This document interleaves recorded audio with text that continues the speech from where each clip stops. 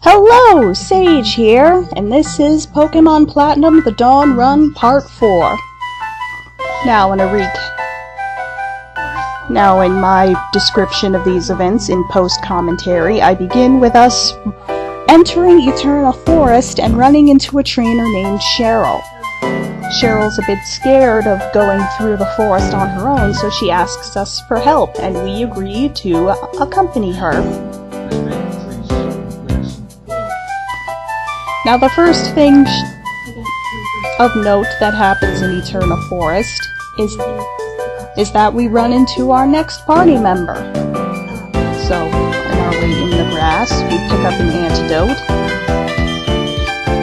And in our way out of the grass, on our very first wild encounter, we find a female Baneri, which is exactly what I wanted.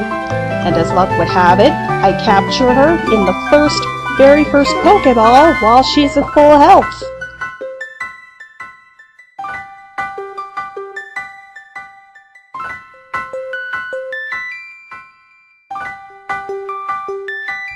So now we've already got half of our party ready to roll.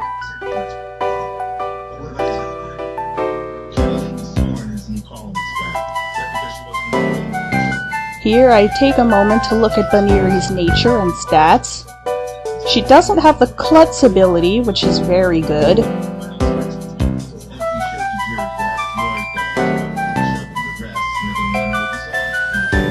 And I switch Baneri to the front so she can get some experience. In this battle, Pachirisu pulls out an impressive victory against a trainer who managed to knock out Cheryl's Chansey.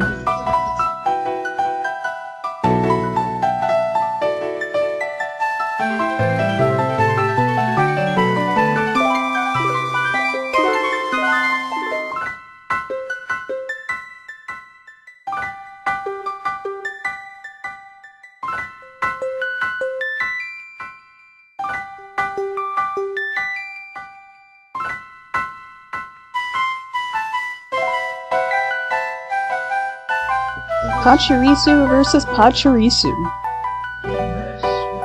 And mine comes out on top. Baneri goes up to level 12, and Pachirisu levels up as well. Pachirisu attempts to learn Endure here. I never use it, but I do replace Growl with it, just because I don't use Growl either.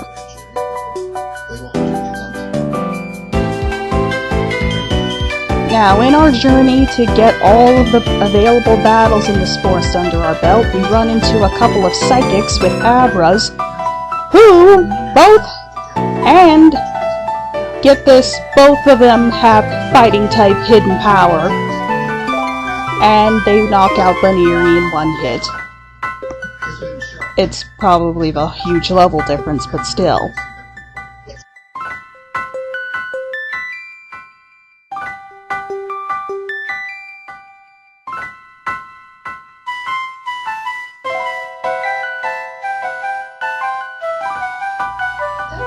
So instead, I bring out Pachirisu to take them on.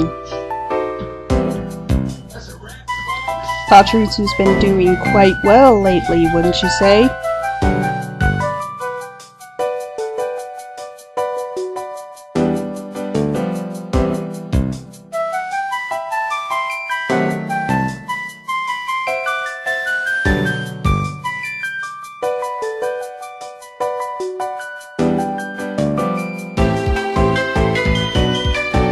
Wouldn't you know it, Cheryl gets a critical hit. Looks like my luck is spreading.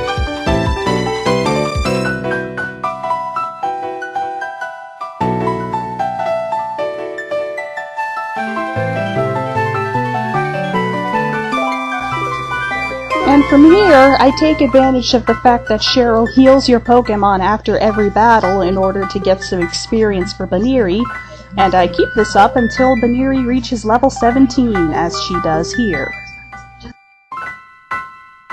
Now you can see why I chose this abridged format, because this would have been very boring to watch.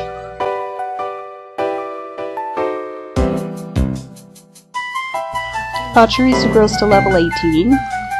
Now with all of that done, this is where we decide to part ways with Cheryl.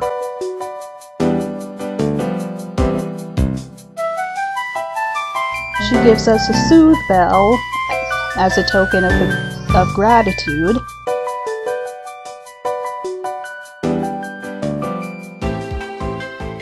And I go out onto Route 205. I know I should have cut this wild encounter out, but I'm being lazy. But all I really do on this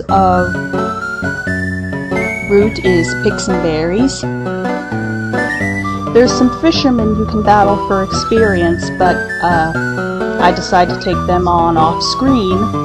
And from here we enter Eterna City.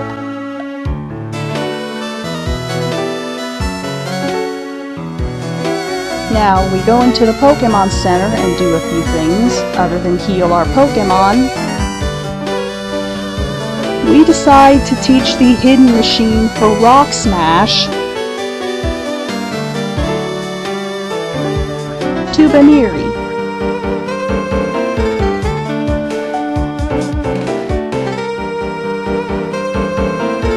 I figure a fighting type move would be useful on her, and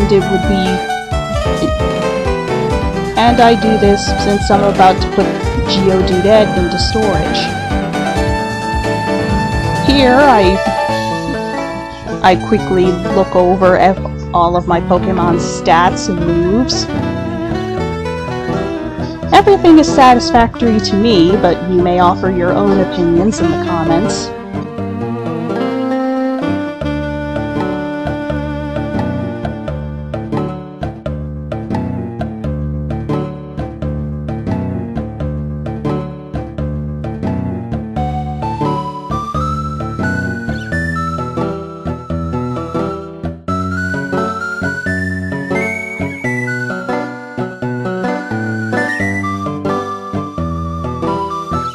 So from here, I go ahead and put Geodude into the PC,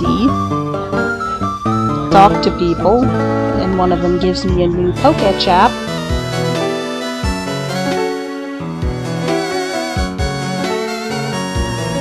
And then we head out. Now, on our way to explore the city... Yeah, you better back off. And we run into... Barry!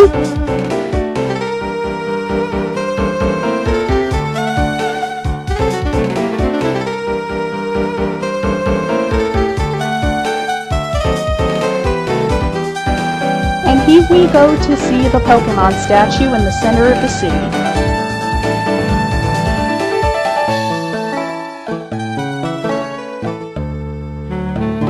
Standing there seems to be the same strange man from Lake Verity.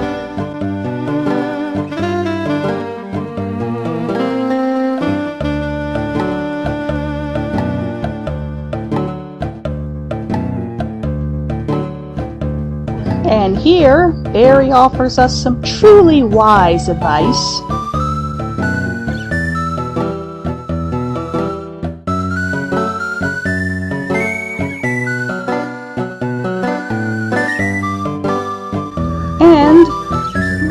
And a bit later, we meet a trainer named Cynthia.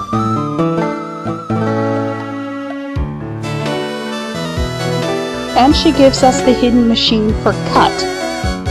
This cuts down trees outside of battle, but you need to earn the Eterna Gym badge first. And I decide to teach Cut to Pachirisu, again for hidden machine purposes. Now, here we speak to the Eterna City gym leader named Gardenia, who will be the next roadblock on our journey. but we won't be taking her on just yet. From here, we obtained the Explorer Kit from Mr. Underground. Now, let me tell you, going underground was one of my favorite parts of the Gen 4 games. So I decided to hop underground for a quick... just to dig up a few quick things.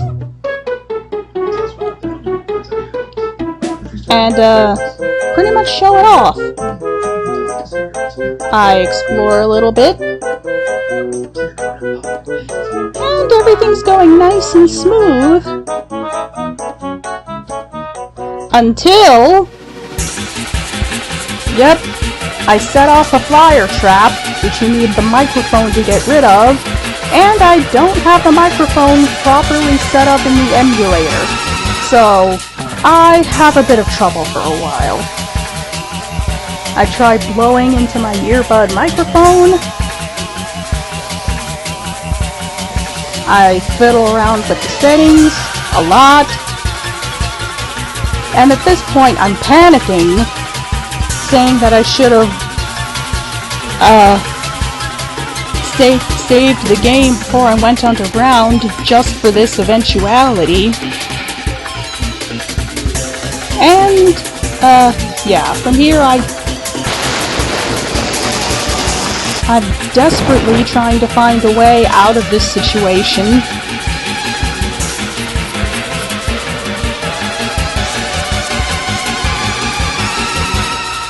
But fortunately, being the sage I am, I do eventually think of a fix after some tinkering. Now, Desmume has a feature where you can assign a hotkey to the microphone.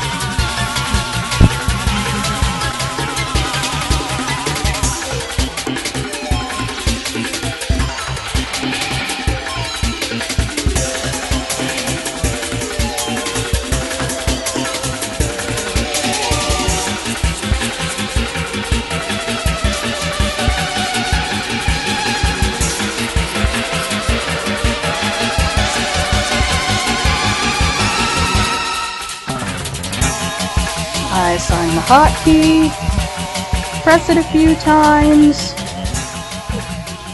and I'm out. Now, we do some digging. The first couple of things I dig up are a smooth rock and a water stone, which I think is pretty lucky. I go for one more round, find a couple of spheres, and nothing else. Now from here, I put the stuff I found in my bag, and I decide to go back up, having completed Mr. Underground's first challenge, or mission, or whatever.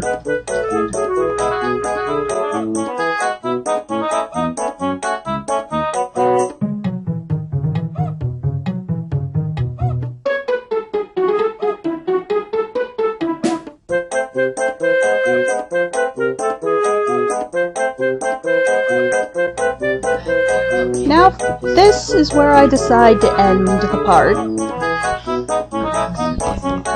In our next installment, I'll be skimming over the underground missions.